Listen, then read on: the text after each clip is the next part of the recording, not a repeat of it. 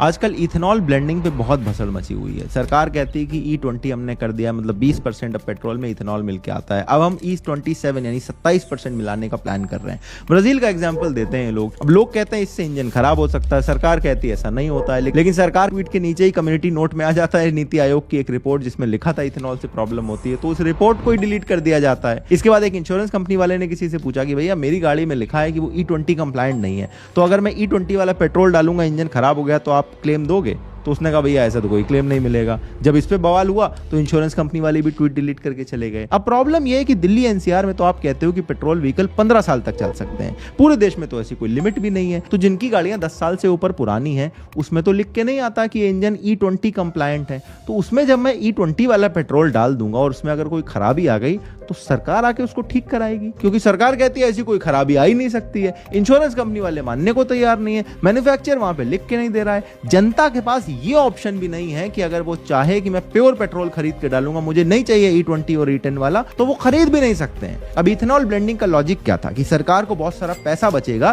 क्योंकि 20% तो तेल की जगह उसमें इथेनॉल डाला जा रहा है, लेकिन जो पैसा बच रहा है लोगों को सस्ता पेट्रोल दिया जाएगा, वो तो आप नहीं दे रहे हो। तो ना तो जनता का पैसा बच रहा है, ना उनको आप पेट्रोल का ऑप्शन दे रहे हो, ना तो उनको पता है गाड़ी खराब हो जाएगी तो कहां ठीक कराना है, और उसके बाद आप कहते हो ये तो नू ही चलेगा। भाई ये सरकार थोड़ी है, ये तो तानाशाही हो गई।